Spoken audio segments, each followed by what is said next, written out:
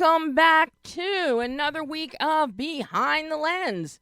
I'm Debbie Elias, film critic, creator, and host of Behind the Lens, where we go behind the lens and below the line with all those movers and shakers, the film and TV makers, the producers, directors, writers, actors, cinematographers, editors, production designers, costume designers, sound mixers, sound editors, VFX gurus, some of my faves, sound, composers.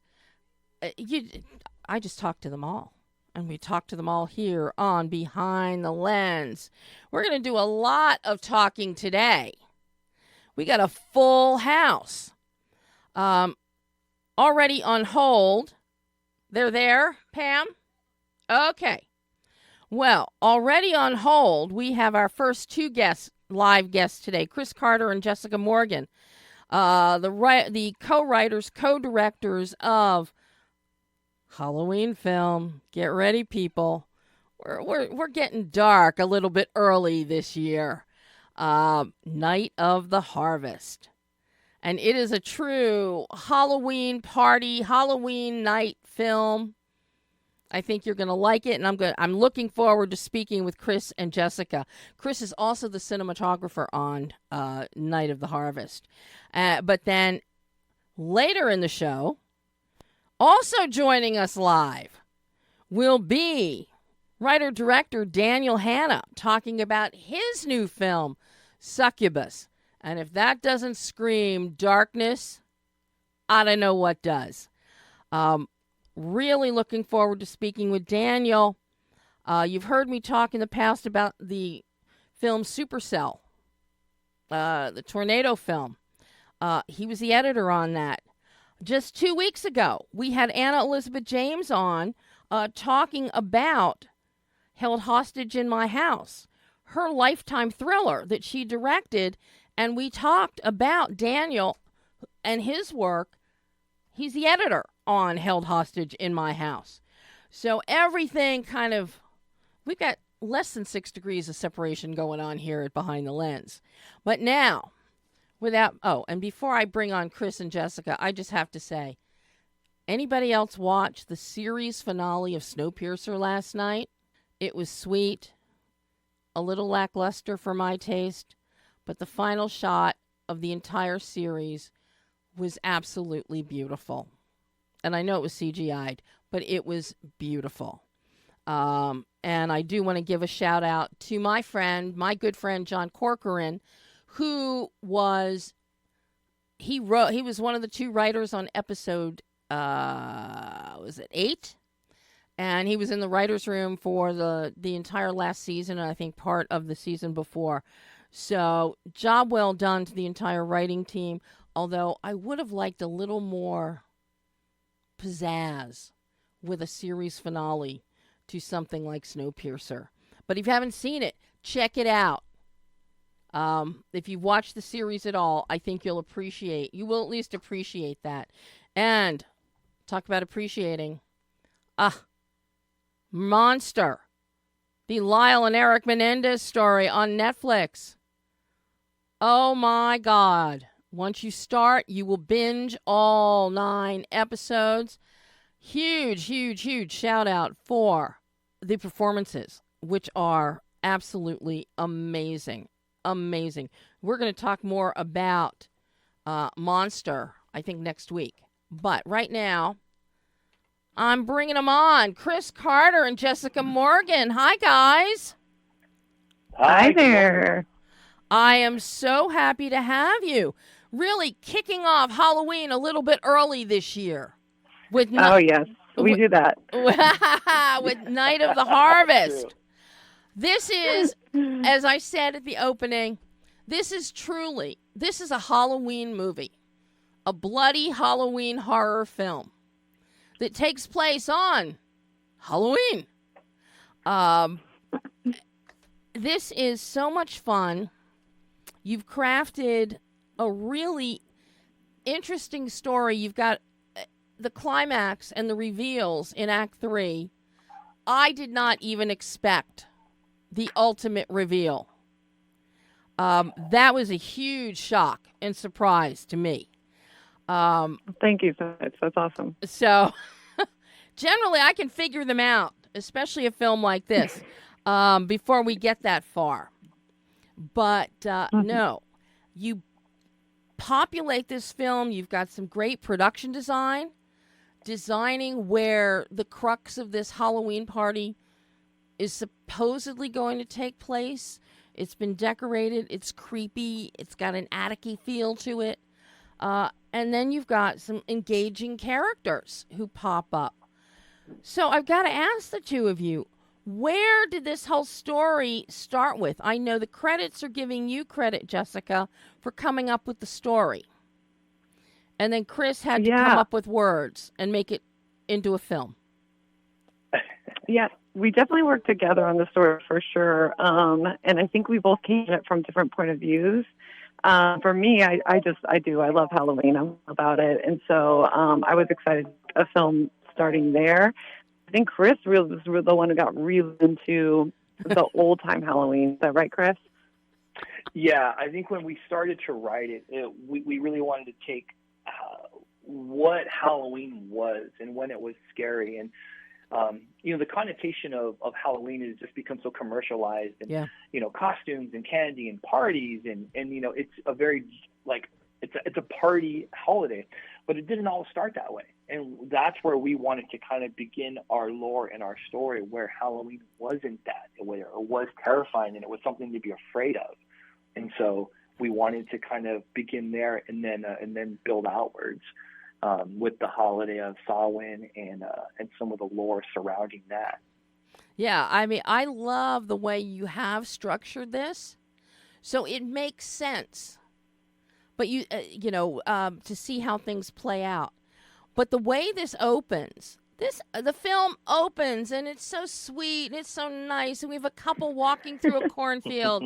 Of course, anytime you're walking through a cornfield, you know it is not going to end well. I don't care what movie, I don't care what you're doing. If you're walking through a cornfield, when you see that, it is not going to end well. And it does not. And then we jump forward in time. So this might have been like the prior Halloween where we had the nice, sweet couple. And then we see the woman. And she's now looking miserable. And she's with her sister, Audrey. And Audrey is pushing her to get into the spirit. I got a shirt for you. Yeah, an orange shirt with just pumpkin eyes and a nose on it. Okay. Target appreciated that purchase, I'm sure. But she looks so miserable. But then she's in a bar. It's like by herself, and a guy starts talking to her, and he's very nice. He's very friendly. We've met him. He's got a bestie. They're supposed to be going to a Halloween party. And the only person that is looking dour, now is it Madison or Riley? Audrey's sister, the miserable one. Madison or Riley? That's actually going to be Jessica's character. So yeah. Because Jessica, you're Audrey. Yeah. I think actually she dropped off too. I might have to have her call back in and bring her back on. They're having phone troubles where they're at. But no, yeah, Jessica is playing Audrey. And so and it is about trauma. There is something to be said about that too, where, Jessica and I are both the oldest of siblings. And so there's a level of responsibility that character had to have, and also a huge moment of failure when, you mentioned the cornfield and what happened to Brittany's character, Madison, and because she couldn't protect her younger sister. There's a lot of that going on, and more so than just trying to get her to go to a party, it was trying to get her sister back to being her sister, not like a shell of a person because of that specific trauma that she had gone through. And you're really feeling for Madison, and I love what Brittany brings to the character. Because when we first meet her, she's happy, she's hopeful. Then we see her miserable. and very a shell of a human being, really. She has not gotten over the trauma. And as our story progresses, there's something not quite right. She really hasn't gotten over it. And no matter Audrey's best prodding, it's just not turning, that frown is not turning upside down. It's a very interesting sibling dynamic there that we're watching. And that was a big deal. I definitely wanted to, because again, I'm a brother to a younger brother, and it's important, and also on Brittany's side too, because she wants to be okay, but where do you find your state of balance and getting back to where you think you should be after that event? So we have this conflict between these two sisters, and they're just trying to find a common ground. And of course, they unfortunately do have that common ground, and we'll get to it in a little bit. But yes, but yeah, we really wanted to kind of hone in on that. And you do a really good job in the story construct with that, Chris. And of course, that is really aided by Jessica's performance and Brittany's performance. Absolutely. Hey, Pam. Yeah, I think that Jessica's called in on the second line. Okay. Perfect. Let's see what we're doing. Is that Jessica? Pam's working the phones. Perfect. Oh, it's not Jessica. It's a something. Who knows what it is? Nope, it's not Jessica. It was a wrong number. Okay. All right. But Jessica and Brittany did a beautiful job in establishing that, and even the sisterly dynamic. Yeah, I loved what they brought to it. Yeah. And I should say that Brittany and Jessica are actually very good friends outside of the film. We've done 2 films with Brittany together. I don't think that Jessica and Brittany have had a scene, and they're definitely the dynamic in this film is much different than anything we've done before. But yeah, and it was no one was gonna believe and root for these girls. And again, that twist, unless you cared for them as characters, and that's just a credit to the actors really putting the time in and meeting. And I should say Brittany's also has siblings as well. I believe she is the oldest, I think.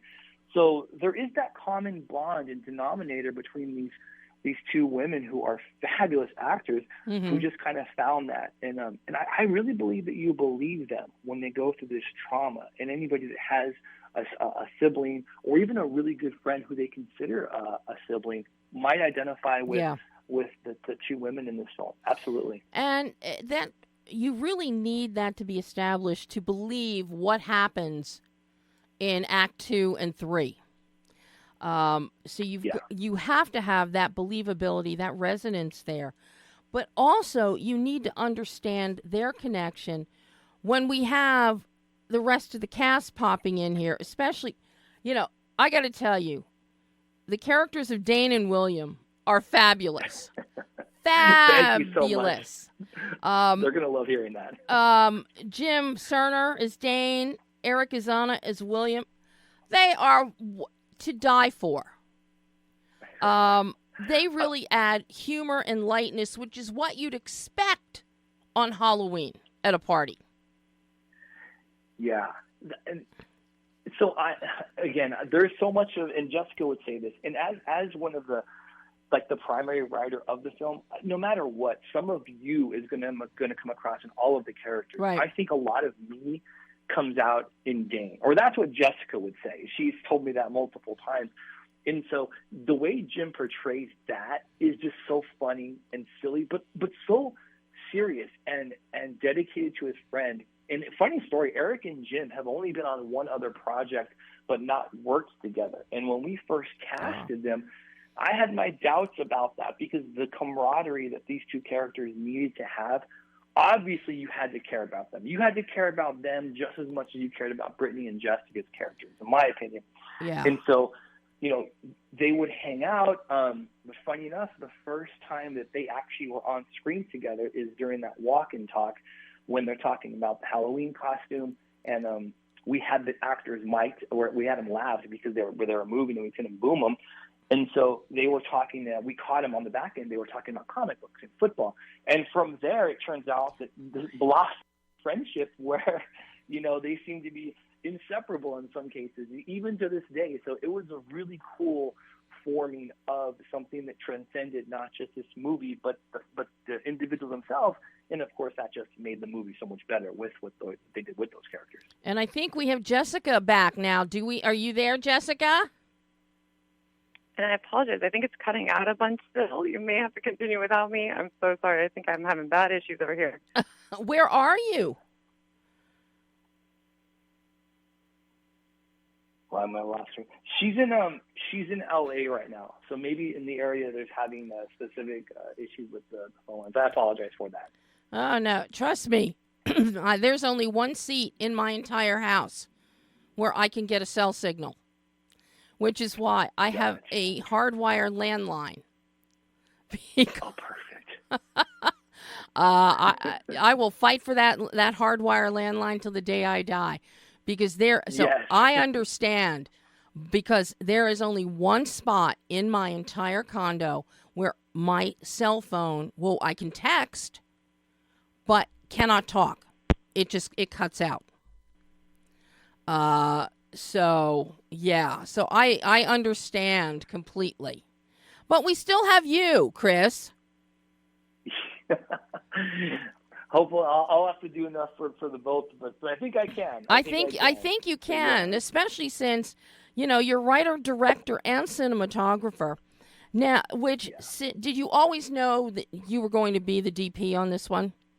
That was always your intent?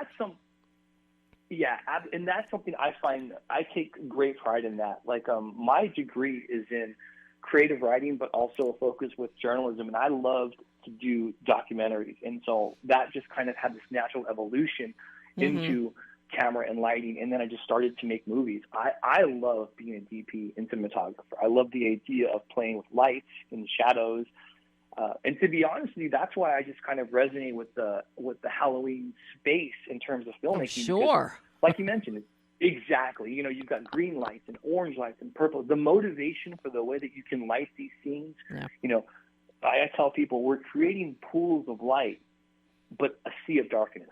Mm-hmm. And I think that's so fun to play with, and it creates these emotions. And granted, we really kind of help the actors to kind of elicit that sense of fear by putting them in these situations where as soon as our people walk on set, they're a little uncomfortable because of the environment, the lighting. It just adds to the performance. So, yeah, I love being a DP cinematographer, to be honest. Yeah, I love it.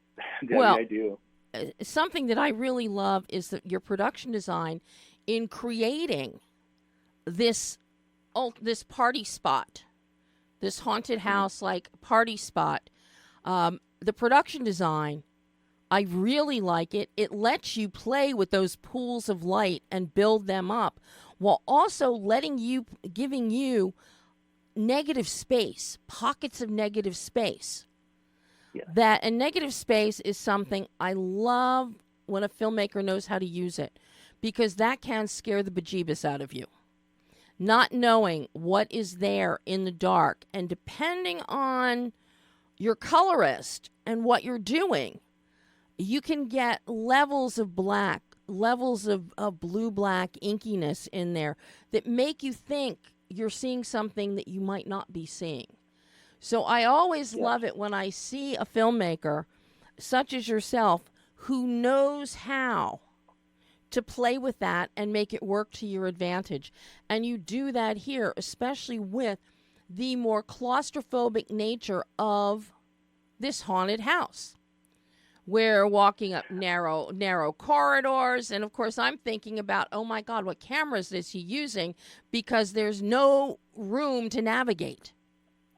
You're either going to do a handheld and walk backwards, or you might put something on sticks, but then you're going to have to change that up really quickly. So talk to me about your labor-intensive visual grammar in terms of your logistics? I love that question. Thank you. Thank you so much for that. Yeah. So I'm obviously a camera guy. I love the nerdy part of it. I get really excited about that, and I start talking to people, and their eyes start to glass over. So it's an independent film. Jessica and I funded this entire film ourselves. So in that process, I'm sure you speak to a bunch of filmmakers in that stance where you have to wear several hats. I was the DP, the writer, co-director, editor, colorist. Like, all of the post work was something that I kind of shouldered. So having that unfortunate but also fortunate burden where I knew exactly how I was going to grade it. So when you're looking at in the scopes, when you talk about the negative space, I understood that it's okay to underexpose a little bit here because I know I'm going to pop something in there in post, or I'm going to go ahead and overexpose here, and I'm going to drop this in post so that I can hide a reveal of someone coming out. And being intimately involved with also the lighting scheme, all of those things, it's this weird concert that it's a lot of stuff to hold in your head as you go. Yeah. But it's kind of like knowing the end of the game before the game's even started. You know how you want it to look, and you can do everything in the middle of the way to make sure that happens. And for me, you brought the camera up. We used the red Komodo, the original one. Oh, nice. And and to me, this is the first entire feature we've shot on the red platform. We shot everything in 6K HQ using the red codec, and that to me was game changing. And I'm not a red fanboy. I want to go on the record saying that. This is like I said, I generally can't afford the $20,000 monsters or whatever. Sure. But getting a red and having the red codec allowed us to shoot some things that we would never have been able to do with the base ISO for us of 800. And in that scene specifically you're talking about, we used some LED lights for the party scene, and they were hung up on trusses. Yeah, that's an actual running haunted house too. The slaughterhouse in Tucson was gracious enough to let us pre-light, because that was a big deal too. We have a great relationship with the owners there, and it's in Tucson, so that was a complication as well. Everybody being local to LA, Jessica and I had to find a way to get them down to Tucson, whether we're flying them or we're organizing a carpool and where places where people have to stay too. But it's that indie filmmaker hat you have to wear. And so we were able to pre-light, which was huge, right? Anybody that says that, obviously the production goes off so much smoother. We went in there the day before we filmed. We set all of our lights. And because so much of the blocking and the action happens in that specific scene, we tested it and we pre-lit that area. And we probably spent maybe 4 hours doing that. And that was so helpful because like you said, the pockets of negativity in that scene in terms of lighting was so important. We couldn't overlight. We couldn't just blast, 4 4Ks or 4 6Ks going in there and just flood it with lights. That wasn't what our film was about. We didn't want it to look like that. So we had to flag a bunch of lights. We had to boom over some lights to make sure that some of our actors were keyed perfectly, even after their blocking. And that took some time. But you had mentioned the labor of love when it comes to setting this stuff up. The pre-lighting that specific scene was huge for us. It was absolutely huge. Oh, and I can see that on screen. I could see where you had some of the LEDs, some of the colored ones, and you didn't go overkill either with those. You basically, by pre-lighting, you've essentially, quote unquote, built them into your set.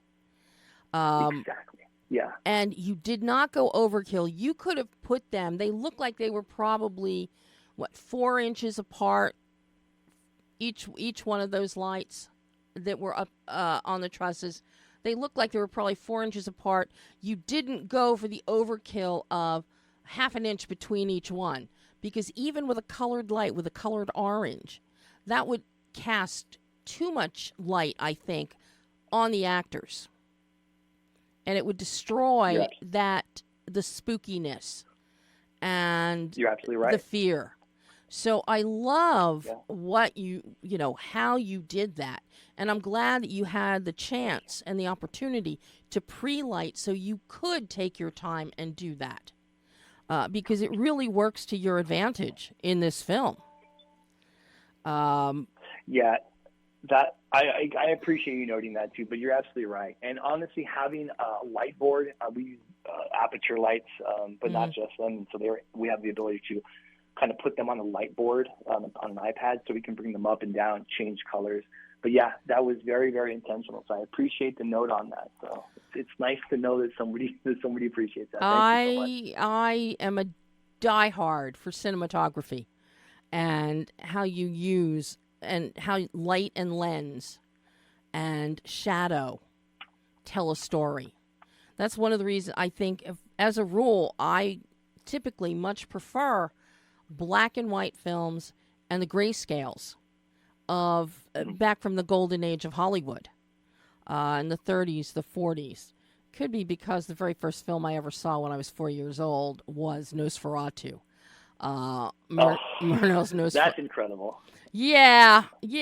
My dad, my grandfather liked it, so indoctrinate me really early at 4.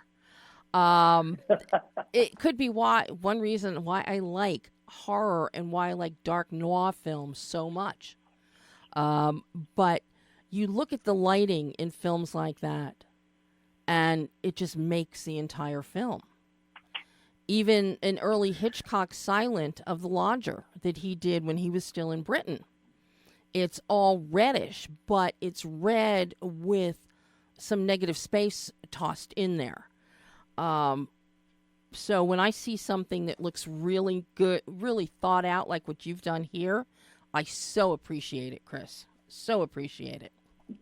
That makes me smile from ear to ear, honestly, because there's one thing I tell everybody that when we make a movie, I'm like, hey, I'll make you look good. Because I take it so personal to make sure that our film looks good and our actors look good and whatnot. And to hear you say that makes my cinematography heart beam. So I really appreciate you saying that, Debbie. Thank you so much. And one of the beautiful things, too, because of the hardwood, the wood floor, the wood, and the way you have the lighting, when we get to a lot of the blood-drenched scenes that happen in this one particular area, there's a lot of bloodshed happening in this one area. So, but I love the color. It's not bright red. It's that dark, dirty, dark brown, brownish red. And it looks so fantastic, and it feeds into the idea of the evil that is spewing about on Halloween. And I love that you say that or caught that, because that was something definitely we did because of that. It doesn't need. We really tried to stay away from, as the movie goes on, and Jessica would say this better than I could, but we intentionally made it darker. So obviously it starts very traditional, very happy, very Halloween. Yeah. As it gets towards the end, it becomes more ritualistic. And the color palette definitely, we wanted the color palette to reflect that. The lights get darker, the tones get bigger, the shadows get deeper, and the blood gets darker. Because like you said, it is evil, it is dark. It's not something that should be bright or well lit. It's not something to celebrate in terms of the story. I understand as a horror movie, sure, we want that, but for what you feel for these characters, it's not something we want to celebrate. It should be dark and evil and foreboding, and also you feel bad. There should be a level of, wow, that sucks, that happened to that character that we hope that you care so much for throughout the film. Mm-hmm. No, absolutely. But yeah, I really appreciated that you did that, because we had all the lightness. The film got tonally darker. First, we have our nice, beautiful cornfield. Pam? I'm calling out to Pam because I think this is my next guest is calling in, and he'll be on hold for a little bit because we're still chatting. But I do that every week to everybody. So I don't like cutting off my filmmakers. I don't like cutting off my filmmakers. Most places they'll give you 5 minutes tops. I like giving you 30, if not more. I love it. Thank you so much. But in that, now I forget, you start out tonally very light in our cornfield. It's bright. It's beautiful. Nice, the beautiful green leaves on the corn stalks. And then we slowly start getting a little darker. We get a little darker when we meet Madison, when she's sitting there being very morose, and Audrey's trying to talk her into cheering up and putting her in an orange Target Halloween shirt. And then we go to the bar, and it's dark woods in there, and it's not very light and bright. But in between there, you've edited in there Joyce, who is essentially comic relief. Right. And she's light and bright and spunky and perky, and something happens with her. And then things really start to tonally get darker. And then we get, as night falls and as we get to the haunted house, then things really take a dark tone. And I like the progression. I like how you have developed that through performance, through your production design, but mainly through your cinematography and your lighting. Just so well done, Chris. So well done. Thank you so much. I can't say thank you enough. That really makes me smile. I appreciate it. And that Joyce scene that you're talking about, you're absolutely right. That character was kind of supposed to embody how people see Halloween today. It's about partying and let's get everybody together and let's watch a movie in a graveyard. It's like, well, okay, that's true, but before that, it was something to be very terrified of. And so I think that that's definitely something we wanted to convey. And also that when Joyce goes to the house, to the mountain house, we really wanted to pull in that specific scene, 80s Carpenter vibes, where we had blue tinted lights kind of punching through the sheets and windows, and we used that to kind of key her, along with a happy Halloween sign. So it was it's very 80s moonlight, right? Punching through. You've got 4 windows punching through blue lights and whatnot, and we did that. And also when they go into the basement too, very kind of Carpentry. And I think that's really where I kind of wanted to use some 80s lighting for that part of it, just to kind of give a nice little nod to, of course, John Carpenter, who kind of started this whole thing off. But Season of the Witch, which doesn't get a lot of love. It does now, right? Before it didn't used to. Hated. Yeah, it right? didn't used to. It did. It did. And I just love how people have kind of embraced it now. And a lot of our story was kind of motivated by some parts in that film, but that lighting was really, really cool. And we just wanted to kind of give a throw out to that. But I really appreciate the compliment on the cinematography. I take so much time and love and put so much thought into that. And I mean, probably 2 weeks before we film, I'm thinking about how we're going to light it, how we're going to move the camera, where our shadow is going to be, what our primary is going to be, how is the actor going to set, where's the eye light going to come from, like all of these things that cinematographers think about. But just for you to take the time to notice it, it's really, really great. We appreciate that, big time. And of course, in addition to that, you're also thinking about your shooting as a director. You're thinking about your shooting schedule. You're thinking about directing your talent, which I'm sure is where Jessica comes in very handy, because she's a co-director on this. She's also the quote-unquote lead actor, so to speak. So she's there interacting with the actors, which frees you up to a degree to focus on the technical aspect.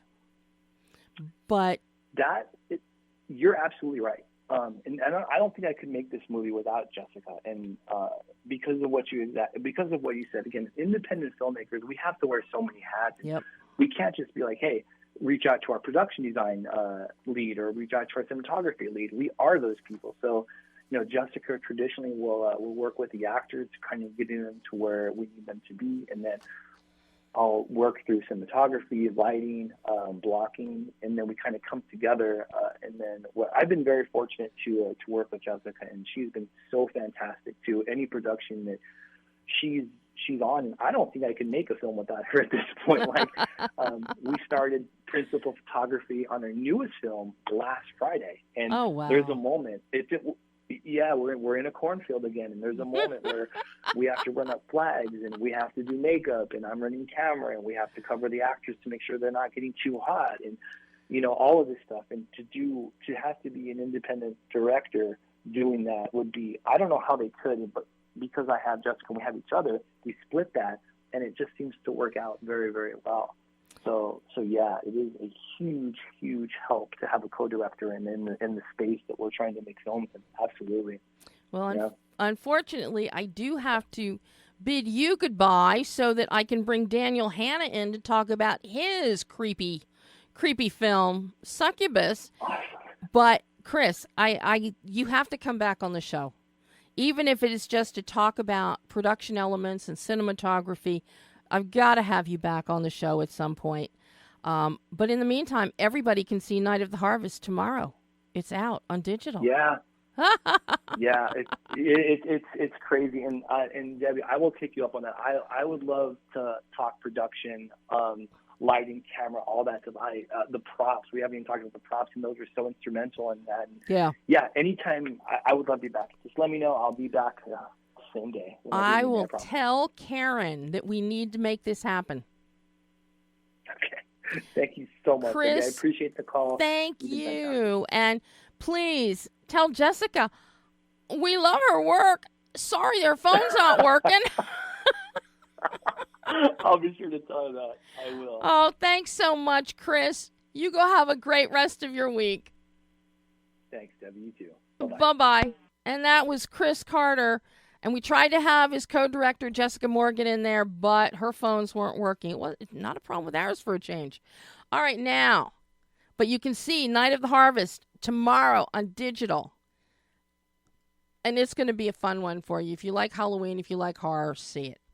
Now, I'm so thrilled to have this man joining me, Daniel Hanna.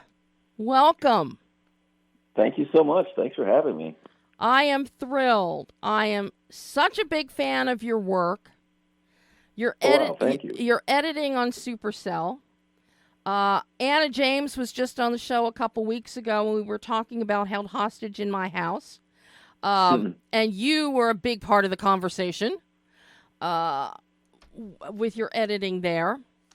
And now, here you are with Succubus. Wow. I am so impressed with this film.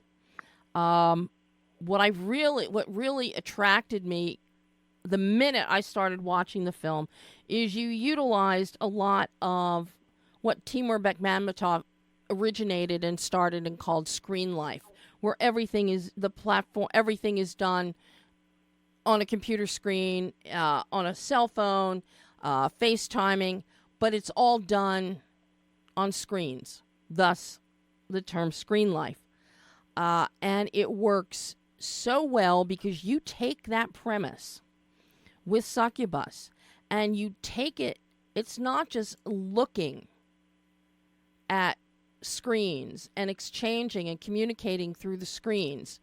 In essence, we're metaphorically going through the screens. And it is so original, so cool, and then your visuals that bring it to life, fantastic, so well done. I love this film. Wow, thank you so much. I love this film, Daniel. Love this film. That's incredible. That's incredible to hear, truly, because you get you get down in your little kind of editing hole for a long time. Especially something like this with all these VFX. And it's just great to be able to share it with people and have them see it and experience it all at once in like 100 minutes, instead of across a year. Yeah. But the way you have integrated everything and the story, the story's it's an essentially simple story. You've got our new dad, Chris. He's already separated from his wife. They've got issues. He can't really handle, and he's watching the baby while she's out at a bachelorette party.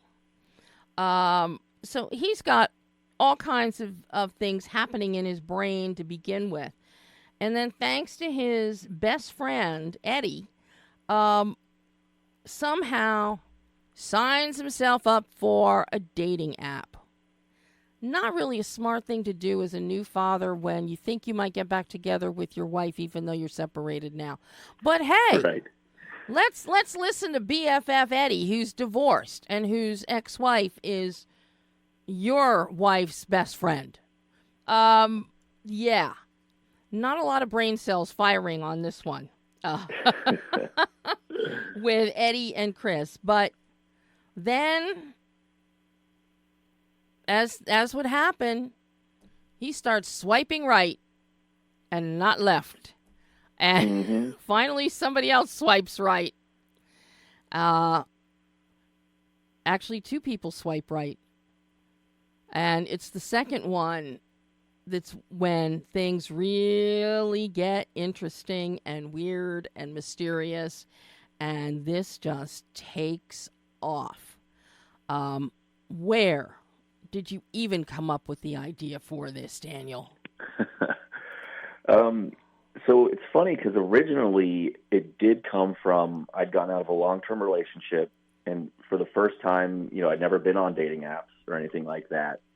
And when I got on them, this was several years ago, and it was like, there were all these kind of bots and people kind of phishing, and you started to have this experience like, oh, am I actually really talking to a person?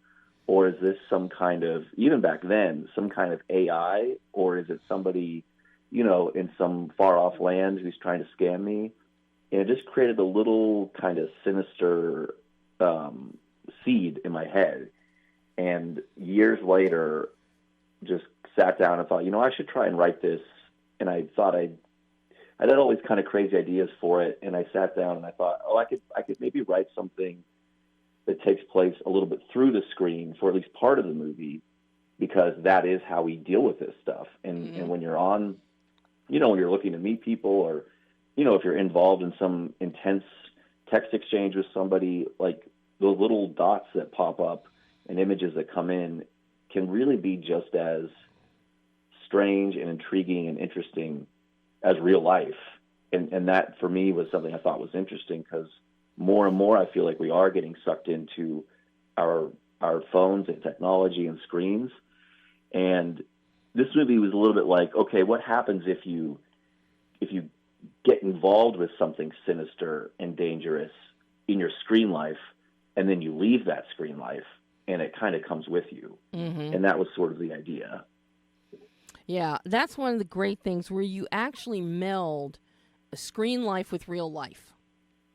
And it actually gets to the point with what's happening that in the third act, you're actually wondering, is this real? Is it live or is it Memorex? Just so well structured. And you really make us think in this film. Not only are we, we're right in there with Chris. You believe you believe him, you feel for him, and you understand, because, as you said, the very nature of everybody getting sucked into all of these devices and their screens, you believe that he is just spellbound by this woman that he sees, with the tantalizing moments and tidbits that she's feeding him visually. But then when reality inserts itself at certain moments, when he inadvertently answers his phone and it's his mother while he's doing something he shouldn't be doing, in the bed next to where his baby is in a crib. So you have these moments where things start intersecting and bring him back into reality, so to speak. And Rosanna Arquette sells that beautifully as Chris's mom, Denise. She's so funny. She is hilarious. Hilarious. And her face is like, oh my God, are you really doing that? And your baby is right there? Oh my God, what is wrong with you? And you can just envision any mother saying that to their grown son. Just, I'm not even going to ask if that happened to you. But I'll go ahead and tell you it did not, just so we're clear. Well, thank God. But through this, you really start pulling us in with the cinematography. Jimmy Lou's cinematography, he's so good. I know his work. He was not only did one of his early shorts, he was a DP for Ryan Coogler on one of Coogler's first shorts, Fig. But Jimmy was also the DP for my friend Ian Michaels and his wife Sarah Smick on their film Friended to Death. Oh, great. Yeah. So I know Jimmy's work. And I love what you and Jimmy have designed with your visual grammar here.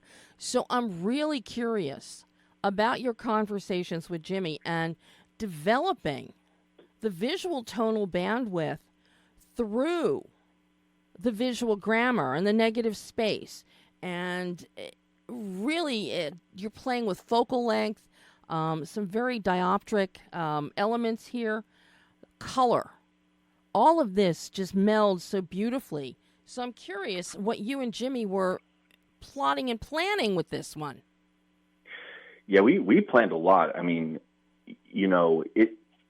because it is a movie that part of it, probably maybe a third of the movie or a fourth of the movie is shot, via screens and cell phones and things like that, so that you're living in the screen life, like you said. Mm-hmm. But then, the rest of it isn't.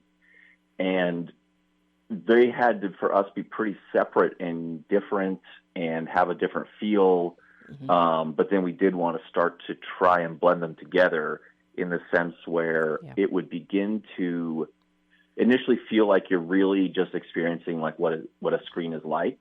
And then as you leave that and you enter the cinematic world or the real world, and he's getting back on the screen, it starts to then take on more of a cinematic vibe. Very much not so. Necessarily in the way it's like lit or shot, but in the way, it just progresses and it's edited. And when we're going back and forth between the two worlds, and it was a whole big part of just developing and establishing contrast.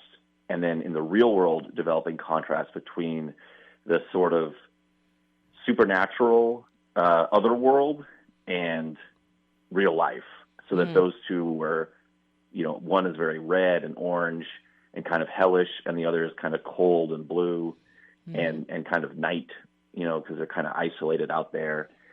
And we talked endlessly about this stuff, and kind of what we did early on was kind of show people what would happen in the movie we start with Ron Perlman, and we start in his phone, and then we leave his phone, and to kind of show people, here's how this movie's going to work. It's going to play in these two different worlds, and you're going to have a different perspective, hopefully, depending on which you're seeing it through. And you bring up Ron, who I think is wonderful here as Dr. Zephyr. I think Ron is wonderful in anything. But I love how when we're meeting him, and he's in his car, and he's going hands-free with his phone. Very responsible of you there. He's hands-free. He's got the phone mounted on the dash. But I did have to laugh at one point. He's going, wait a minute here, and he has to try and adjust the phone. He's going, I have astigmatism. I can't. And it's just so human, and it's so funny. So it breaks some tension that you really needed to be broken, so that whatever Zephyr has to say to Chris, it's kind of starting off on a clean slate, because Chris has not been that convinced about Zephyr and thinks he's weird. Right. So I like that, but that has a whole different tone. You go more when you've got Zephyr on his cell phone. He's more of the blue washout in the cinematic, in the real world, versus the screen life, even though he is on a screen. So I really like how you did that. Oh, thank you. I mean, Jimmy's incredible too. I mean, obviously we talked endlessly for so long because, indie movies are tough to make, and if you have a little extra time, you might as well get your DP, working with you on it. Yeah. What were you guys shooting this one on? Shooting it on? Yeah. Okay. So we shot on the Alexa for all the cinematic stuff, and then we were shooting it all on iPhone. I think iPhone 14s. So all the computer stuff, all of that, we shot on the iPhone. And honestly, we even worried that it was going to look too good because we wanted to have a contrast, and we'd look at it and go, "Wow, it almost looks too good."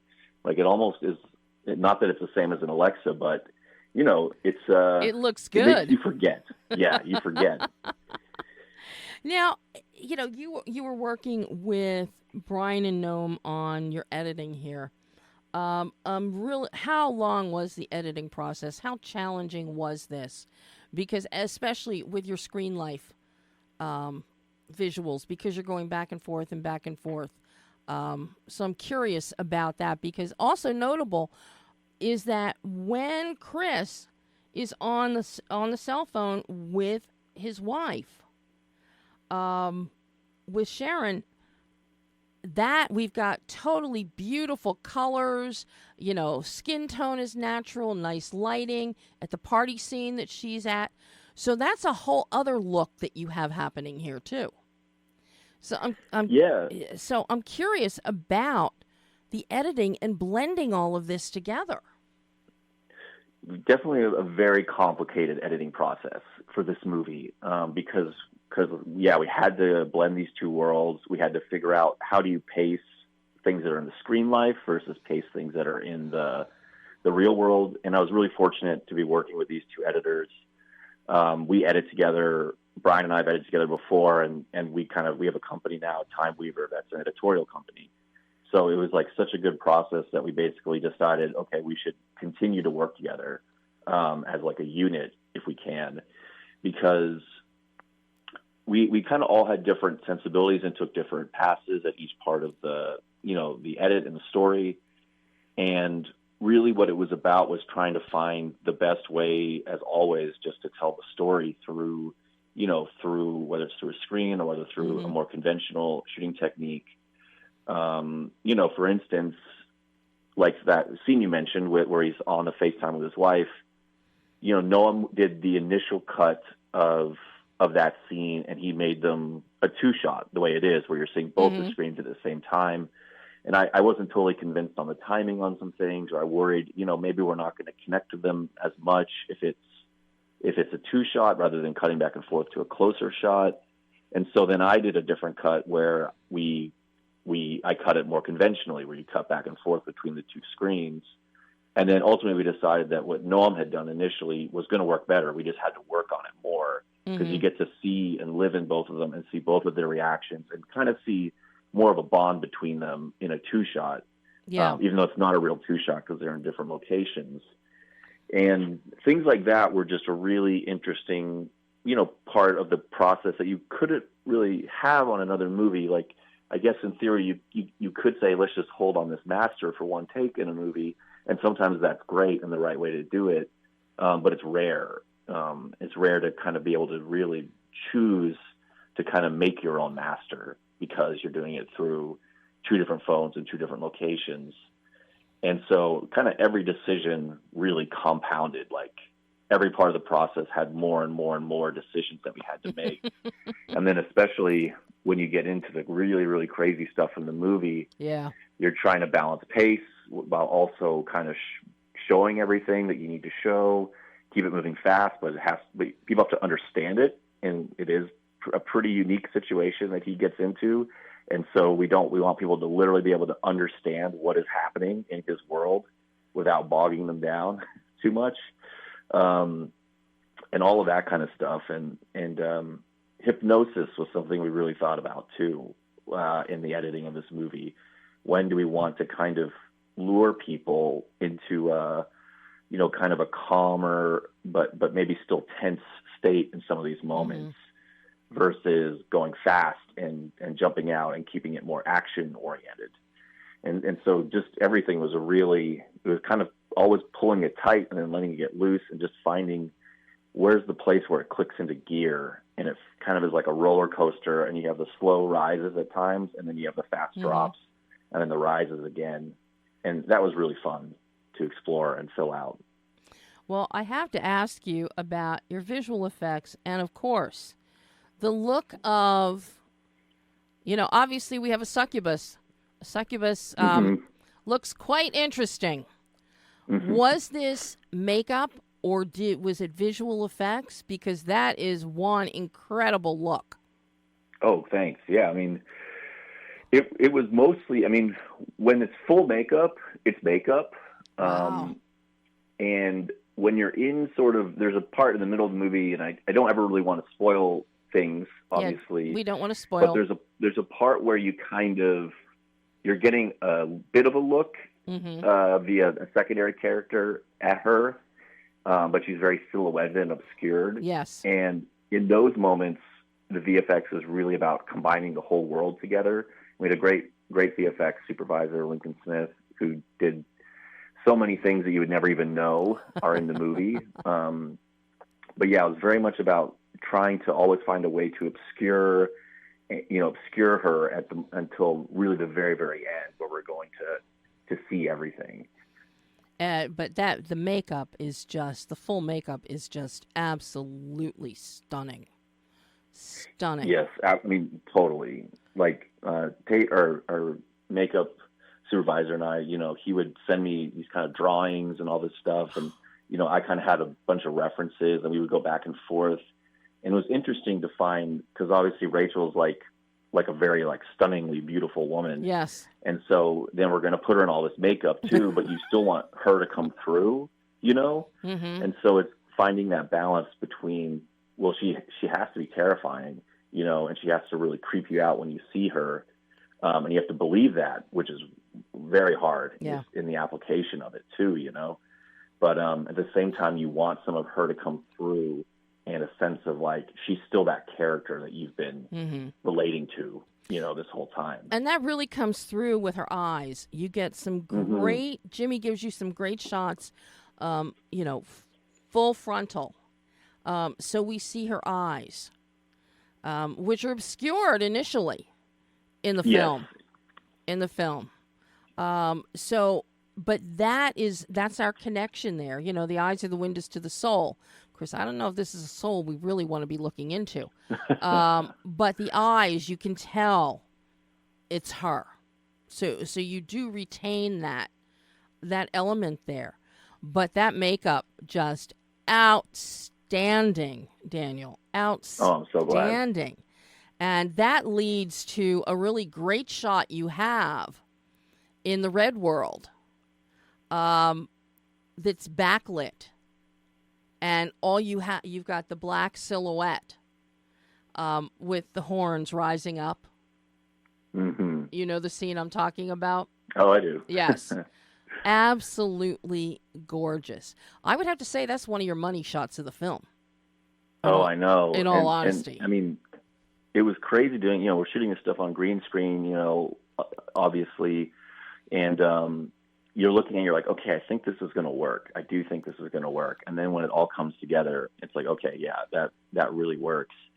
And some of the bummers with this movie was when it came time to cutting the trailer, we really aren't putting into the trailer most of our best shots. You're not putting in much at all.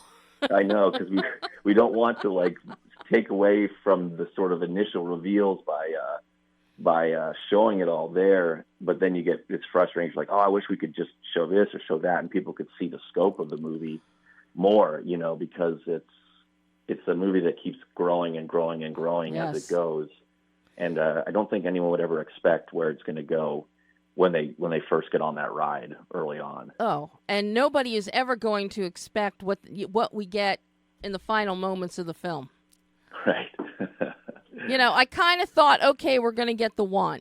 Not the way it plays out, but I thought, okay, one of this is going to happen. But then to see how it actually played out, wow. And Rosanna Arquette helps make that final scene. I got to tell you. Oh, yeah. and she was so great on set. She was someone who really, we had lunch before, you know, some of the actors I only met on set, you know, but she and I had lunch before, and she really kind of got the themes, the underlying themes, and sort of saw what the deeper, you know, kind of beyond the movie, what the deeper themes were. And that was really cool. And, you know, on set, she was so good, you know, funny, but she's not playing it for humor, you know. And she asked me at one point, she said, she's like, am I doing this right? Because it's supposed to be kind of funny, right? Like, it's supposed to be a little funny. I was like, yeah, you're doing it. You're doing it exactly right. And she hit that tone perfectly of just the kind of WTF of what this movie is and where it goes. Yeah. But I have to say, your cast on the whole, I mean, you've got Brendan, who plays Chris. You've got Rosanna, who plays Chris's mom, Denise.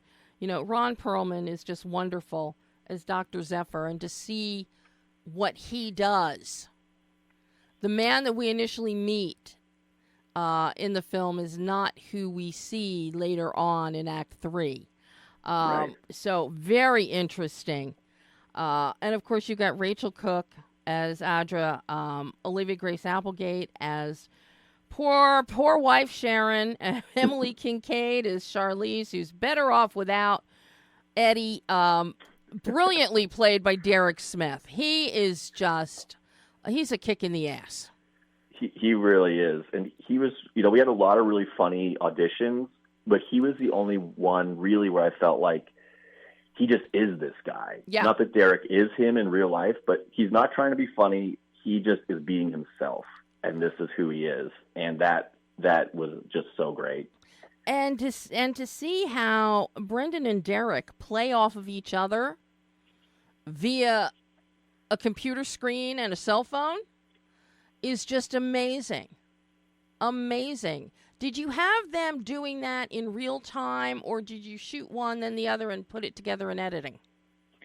So it was kind of both, because Derek and Brendan were there the whole shoot. Okay. Because of the way Derek's scenes broke down. We shot him basically in the first week and the second and the last week. And Brendan was there the whole time, obviously, because he's just carrying the whole movie on his shoulders. But with that is they would work together, and you know, they would work with each other off, you know, in each other's scenes. So we had to shoot them separately. We actually toyed with shooting them at the same time, and we just couldn't make it quite work technically because we were shooting on two houses that were on the same property, so it was almost feasible. But they actually lived together in Montana, so they were housed there together, and so they were actually like roommates there, and had only met once before shooting started, and now they actually are very, very close friends because they kind of, you know, bonded through the process of pretending to be friends on the movie, which is just great to see.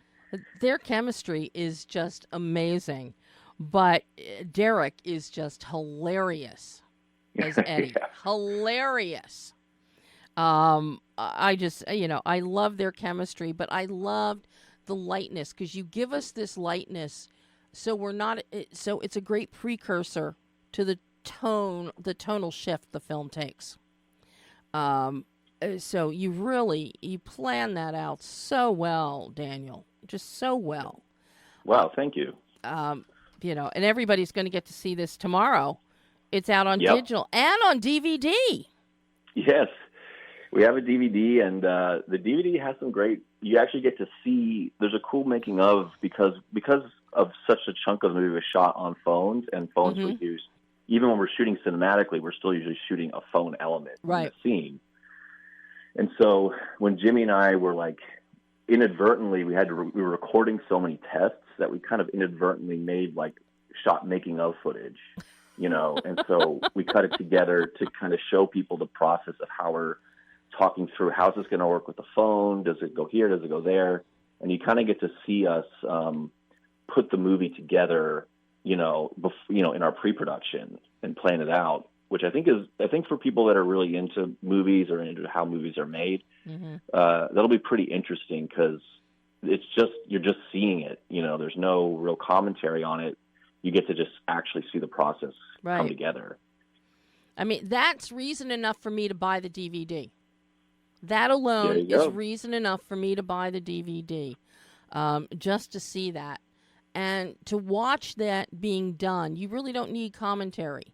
If you have any inkling about or idea about filmmaking at all, just watching something unfold like that, it's going to be an eye-opener. I really think so. And one more thing is when we were shooting with Ron Perlman in the car, we actually got pulled over by the state police in Montana because they hadn't been alerted that we were shooting. And so, we had lights and stuff, and we were pulling it, it was getting pulled on a process trailer. And actually that whole thing is also documented. We were still rolling the cameras, so we got, the interaction with the cops and everything. And it was just really absurd situation. Now, did they let you go when they realized that it was Hellboy you had in the car? Basically, yeah. Once they were kind of like, okay, well, I don't know if we want to mess with this guy. We know, we've seen like what Ron's capable of. So we're just going to back away and let these guys continue with what they're doing. Well, now for future reference, just have Ron Perlman in your cast at all times. Have him with you, so anytime anything untoward happens, cops can say, "Oh, no, thank you. That's okay. Go on your merry way." That's that is your lesson learned with Succubus here, Danny. That's a good life lesson. Oh my God! So now, at the end of the day, with this coming out tomorrow, and everybody can see it, and I highly encourage them to do it, and not just see it once, but hey, see it more than once. What did you learn as a filmmaker about yourself as a filmmaker and a storyteller with this film because of incorporating these different realms of cinematic life, screen life? What did you learn that you can take forward into future films? I think it's something that you do always are always reminded, especially when making indie films. But for me in this, it was just don't try and let yourself be limited by your technology and what you have at your disposal. Because really at the end of the day, so much of it is about the story and about connecting and working with the actor and finding things with the actor, mm-hmm. And so in the stuff that's on the phone, it's so fluid and so easy to change and move and try new things. And it just kind of created this sense of like freedom. And I think it's just really easy. I think it's just really important to always remember that you don't want to let like technology or gear or things like that get in between you and the actor, or in between you and the story you're trying to tell. Because when you take something and you pick a style or you find a style in post, you can really make almost anything cinematic.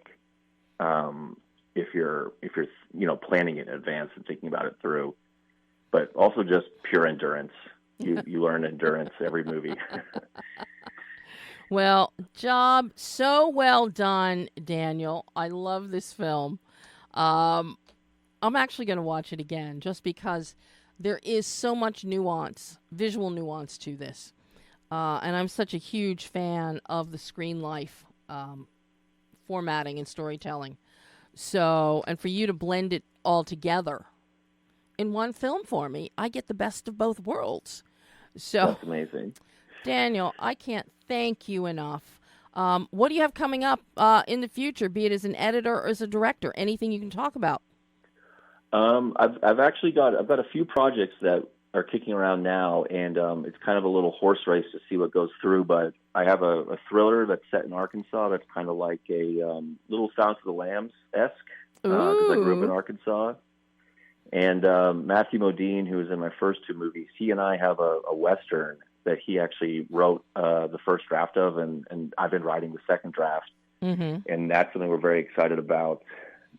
And I've got one more, which is a zombie movie on Skid Row, and we're about to start trying to see about getting that produced. So a lot of things in the early stages, and I'm hoping could just jump from one to another. Who knows? Well, I will be looking for them, and I hope that you'll come back on the show again in the future. Absolutely. Be it as a director, be it just for some editing work that you've done. Because as I said, I am such a huge fan of your editing work. That's how I know you from, is your editing work.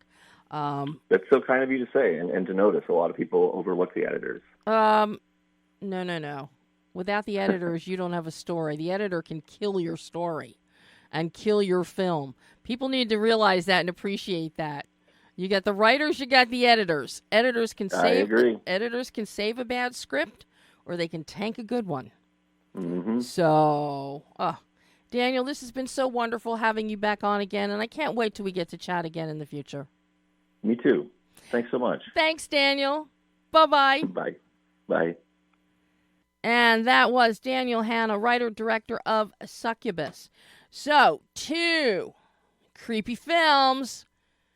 Little early. Get ready for Halloween. You can see them both starting tomorrow on digital. Night of the Harvest and Succubus.